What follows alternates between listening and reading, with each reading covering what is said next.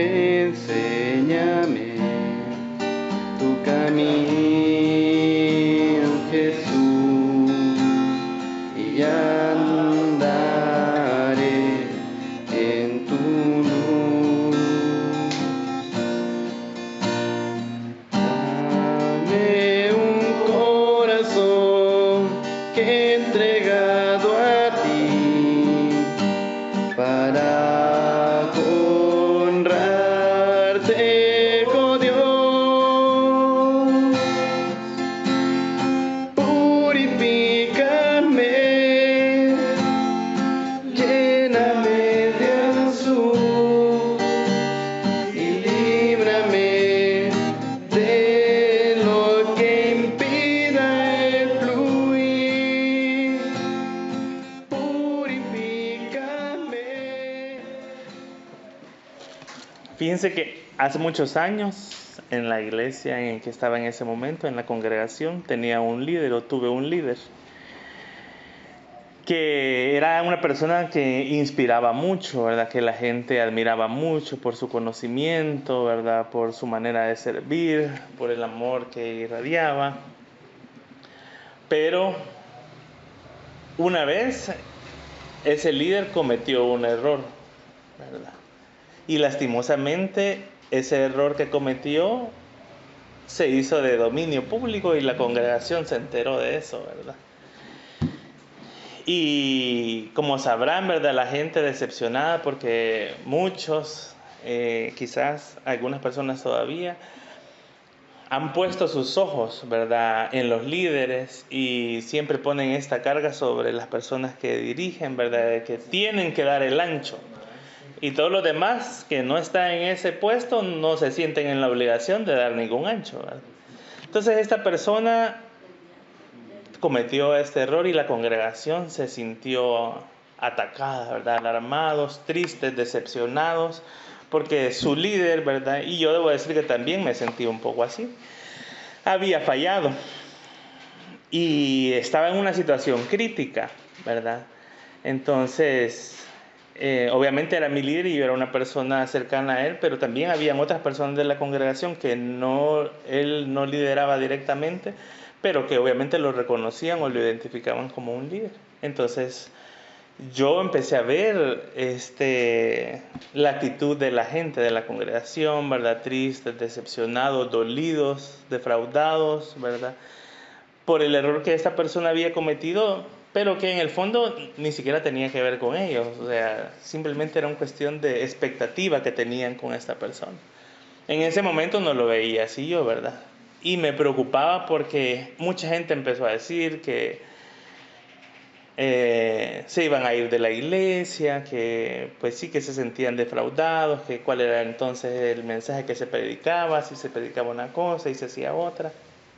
Y al ver yo la actitud de la congregación, me preocupé y me acerqué a esta persona para hablar con ella, con mi líder.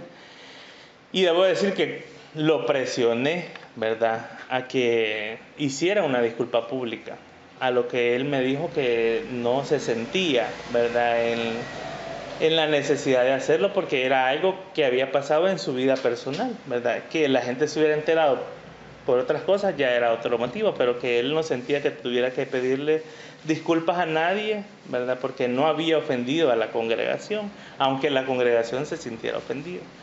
Y entonces yo estuve en este diálogo presionándolo, ¿verdad? Hasta que logré que lo sentara en el banquillo de los acusados, ¿verdad? Casi que se le hizo un juicio eclesial en medio de la congregación. Y algunas personas se sintieron, ¿verdad?, como, sí, está bien, pero al final del día mucha gente no cambió su parecer, ¿verdad? Al final del día pasó eso y la gente siguió teniendo esa sensación de que se habían sido defraudados, de no creer, y los que habían dicho que se iban a ir se fueron. Entonces me puse a pensar después si había valido la pena todo eso, ¿verdad? Y no me había dado cuenta yo del error que había cometido. Yo actué en ese momento pensando, ¿verdad?, que estaba haciendo justicia para la congregación, para las personas que necesitaban eso. Y creo que no pude haber estado más equivocado, ¿verdad? Porque muchas veces caminar en este camino de la fe no es algo constante y vamos cambiando nuestro pensamiento y nuestra manera de entender la verdad del amor en la medida que vamos teniendo una experiencia diferente con el amor. En ese momento creo que yo era lo que entendía, ¿verdad? Pero en ese entendimiento tan corto y reducido que tenía, cometí estos errores, ¿verdad?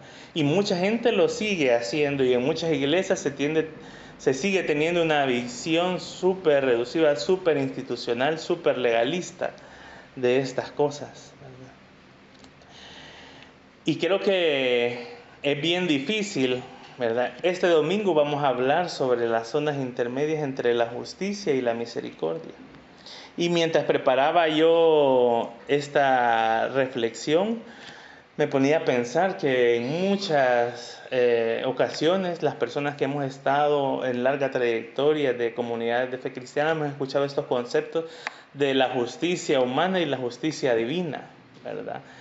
Y la gente dice que hay que confiar en la justicia divina porque la justicia divina viene a perfeccionar o a corregir la justicia humana, ¿verdad? Y hacen estos dos conceptos y también hacen creerle a la gente de que tiene que aguantar las injusticias acá porque allá cuando esté en la patria celestial, allá se le va a hacer justicia, ¿verdad? O cuando llegue el gran juicio del trono blanco, entonces ahí se va a hacer justicia para todos. Y mientras tanto que soporte, ¿verdad?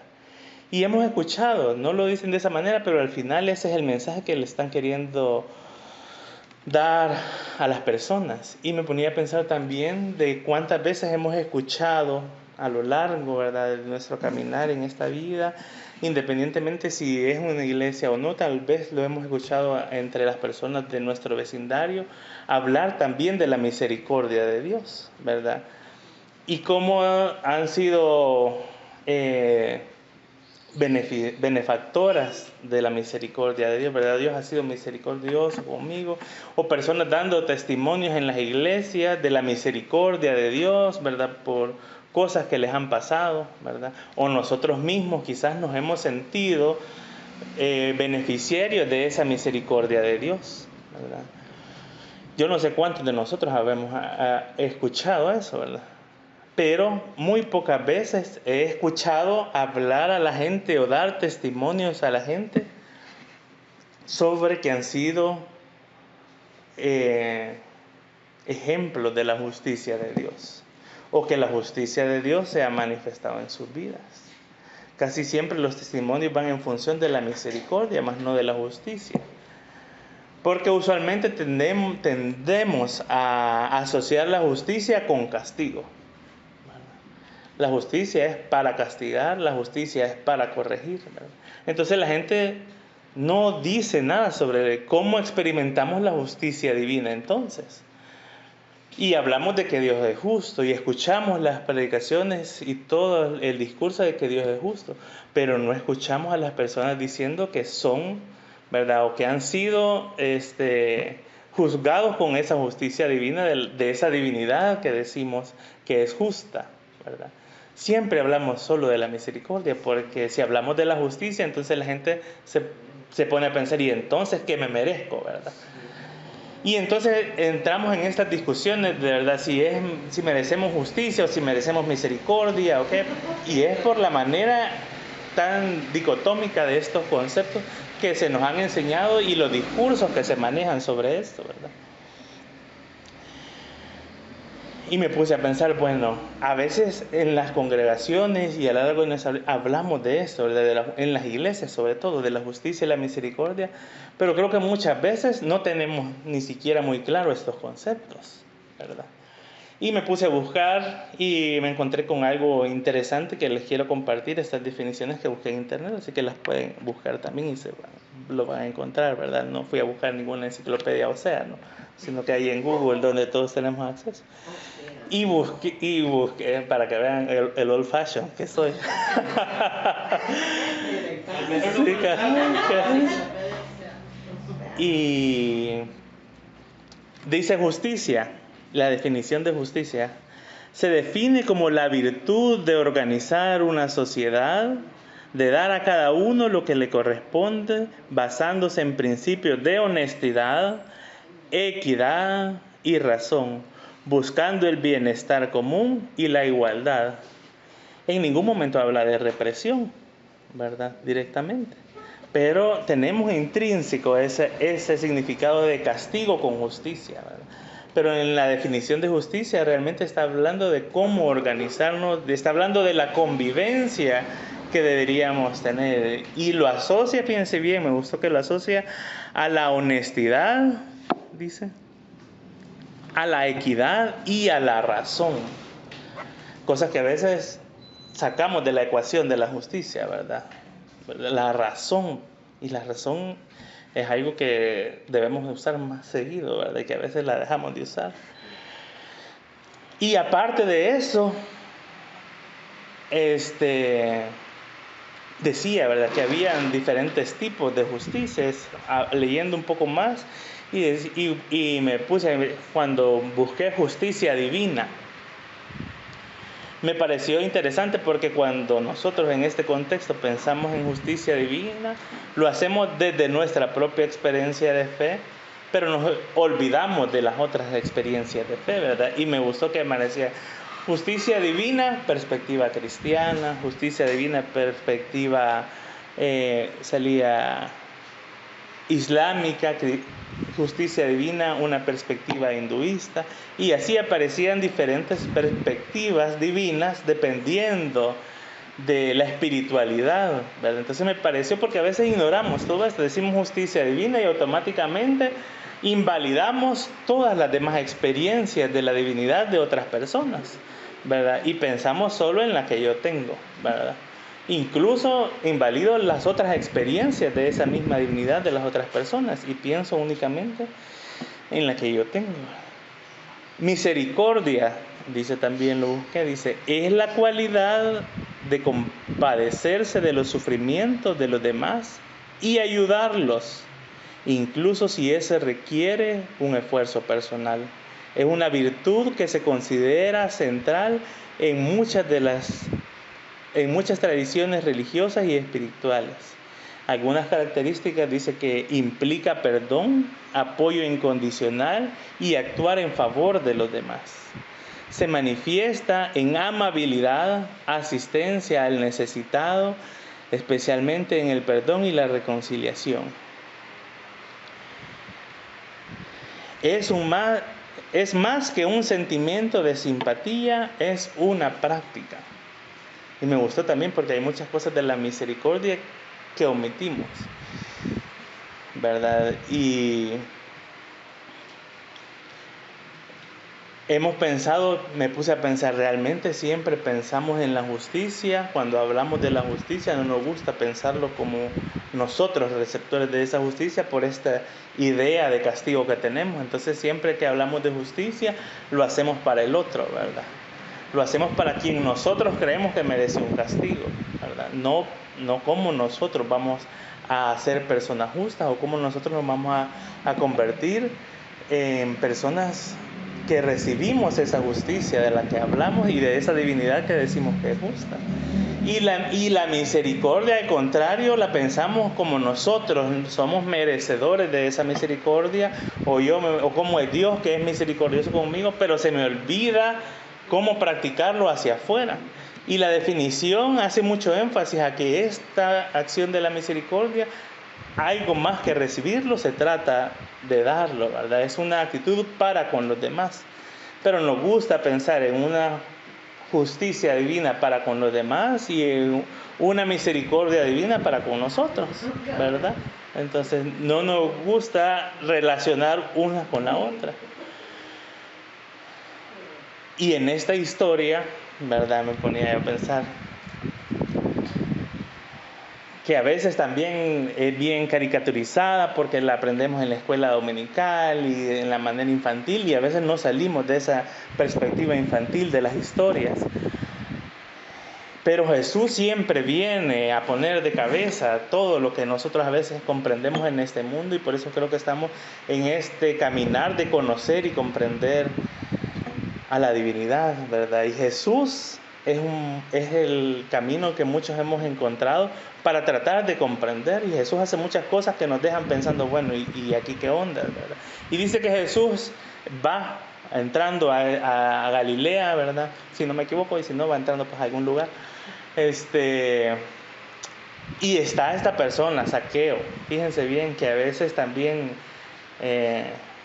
no sé cómo lo imaginamos, pero como lo describe primero, dice que era una persona que no era querida por la gente, que era un cobrador de impuestos y que se había aprovechado de su posición de poder, ¿verdad?, para oprimir a los que estaban detrás de él. Y me puse a pensar, ¿quién podría ser un Zaqueo o quiénes podrían ser Zaqueo en nuestro tiempo, ¿verdad?, para nosotros? Y fácilmente se me vinieron los diputados de la República, ¿verdad?, los ministros, el presidente, porque se han aprovechado de su situación de poder y oprimen a los demás. Y fíjense bien, a veces romantizamos un montón de cosas, porque dice que pensamos que Zaqueo está queriendo ver a Jesús porque quiere conocer y quiere oírlo quizás, pero fíjense bien en el perfil de esta persona. Y yo me puse a pensar, quizás los intereses de Zaqueo realmente eran hasta utilitarios con la persona de Jesús, ¿verdad? Dijo, bueno, esta persona es bien popular, ¿verdad? Voy a ver cómo me codeo, cómo puedo yo sacar algún beneficio. Quizás esas eran las intenciones de Zaqueo, de acercarse y de ver, ¿verdad? Quizás no tenía bueno, a saber si la gente le da pisto a ¿verdad? Y si le da pisto le vamos a sacar su tajada también, ¿verdad? Yo no sé, pero no me parece que las intenciones de Zaqueo realmente fueran de buscar una conversión, ¿verdad? De decir, quiero ir a escuchar, como la actitud que escuchamos de la historia de María y Marta, ¿verdad?, que estaba aprendiendo. No creo que la actitud de Zaqueo realmente haya sido una actitud de buscar a la divinidad con buenas intenciones. Primero, que ni siquiera lo reconocía quizás como una divinidad o algo, ¿verdad?, sino que solo estaba viendo el efecto que tenía, ¿verdad?, sobre las masas, y quizás cómo quererse aprovechar. Y lo hacen muchos religiosos. Se acercan a la persona de Jesús por el efecto que Jesús sigue teniendo en las masas. Y lo vemos en nuestros políticos, cómo han politizado estos discursos religiosos y los han tergiversado a su conveniencia. Y ya vamos a ver. Pero viene Jesús y parece que Jesús también anda buscando a Zaqueo, porque dice que va y ve hacia los árboles, ¿verdad? Y cuando ve a Zaqueo. Y de una sola vez se autoinvita y le dice, hey, bájate porque quiero ir a comer a tu casa. Y yo creo que en ese momento Zaqueo dijo, bueno, esto va a salir mejor de lo que yo esperaba, ¿verdad? Porque se debe haber sentido importante que una persona que estaba moviendo masas se fijara en él y todavía le dijera, voy a ir a intimar con vos.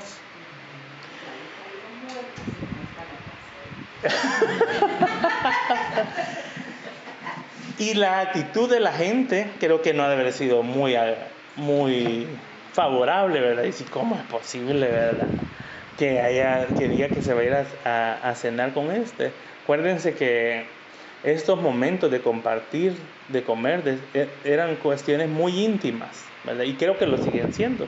No invitamos a cualquiera a nuestra casa. Ellos no se conocían y yo creo que pocos hemos visto esas experiencias de que alguien invite a alguien desconocido a su casa, ¿verdad? Pero Jesús se autoinvita y le dice, ni siquiera lo invita porque Jesús no tenía dónde, ¿verdad? Entonces le dice, quiero ir a comer a tu casa. Y viene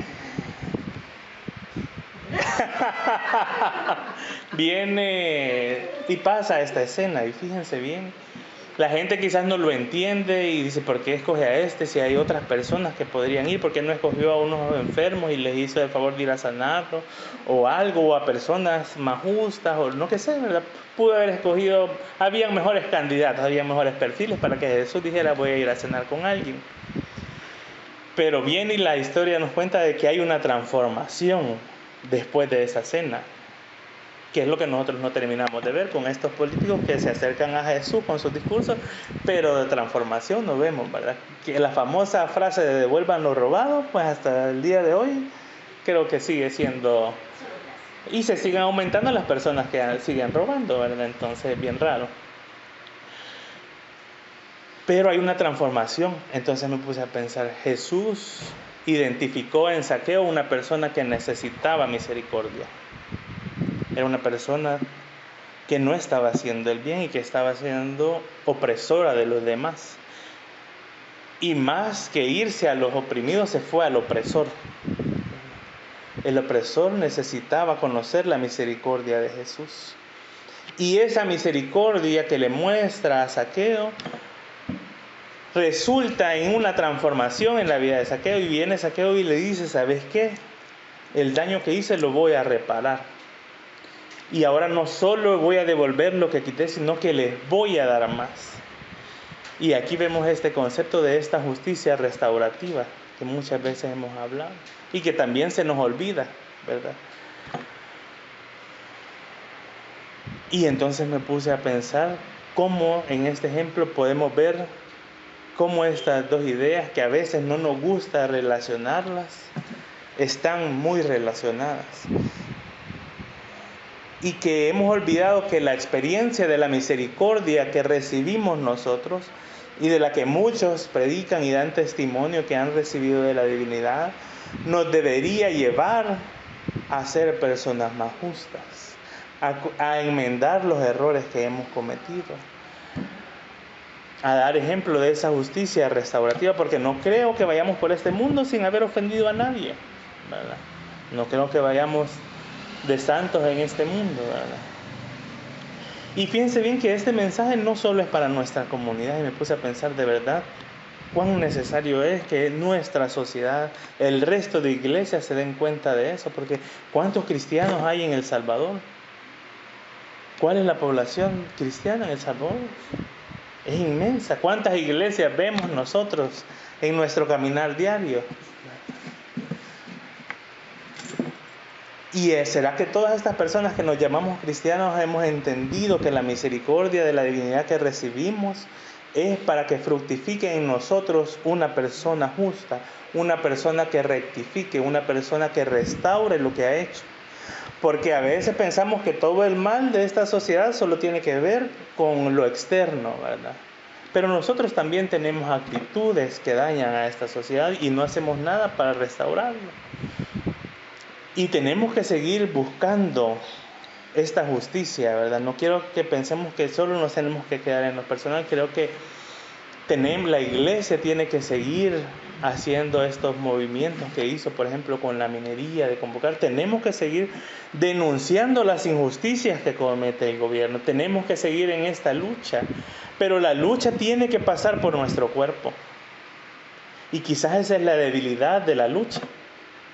Que nosotros queremos exigirle a los demás que sean justos cuando nosotros no nos queremos hacer responsables de ser justos con nosotros mismos y de practicar esa justicia con los demás. La divinidad nos da esa misericordia que experimentamos. ¿Cuántos no podemos decir que hemos experimentado? Pero ¿qué podemos decir de cómo hemos restaurado, ¿verdad? De cómo hemos corregido las cosas malas que hemos hecho en nuestro caminar? Y yo creo que es la invitación que nos quiere hacer la divinidad. Y este mensaje, como les digo, de verdad creo que es importante que lo conociera el movimiento social, ¿verdad? Las organizaciones, porque a veces me acordé tanto del ejemplo que tuvimos de una reunión hace poco en nuestro que dijimos, no, es que fíjense que como es vacaciones, los activistas están de vacaciones y descansan, ¿verdad? Entonces yo dije, bueno, y entonces, ¿verdad? Y así nos puede pasar con la cristiandad y con nuestra fe. De repente decimos, no, hoy me voy a tomar vacaciones. O si no, me voy a hacer el del ojo pacho con esto de vivirlo de esta manera, ¿verdad? Y a veces ni siquiera hemos hecho ese análisis de pensar qué debo de restaurar, ¿verdad? A veces solo quiero saber que yo necesito la misericordia, que yo debo ser el que recibo perdón, que yo debo ser el que deben consolar, que yo debo ser el beneficiario. Pero cuando me toca a mí dar esas cosas a los demás, ¿verdad? Porque vemos a la justicia, como les digo muchas veces, como algo etéreo, como algo mágico, que va a venir en un futuro y que Dios lo va a hacer, pero yo no. Y nosotros hablamos de una divinidad que está dentro de nosotros y que actúa por medio de nosotros. Entonces esta lucha de la justicia, que siempre debemos buscarla y tenerla, también nos debe de pasar a nosotros por el cuerpo, para que esa lucha se potencialice, para que tenga un mayor sentido, para que no sintamos que es una carga, que es un desgaste, porque nace de nosotros, porque es una realidad en nuestras vidas. Magdalitas, ¿verdad? Reconozcamos la misericordia que nosotros recibimos, ¿verdad? Pero pensemos en la justicia que nos ha hecho falta dar todavía, ¿verdad? Para cambiar este mundo tan destrozado en el que estamos viviendo. Amén. Límpiame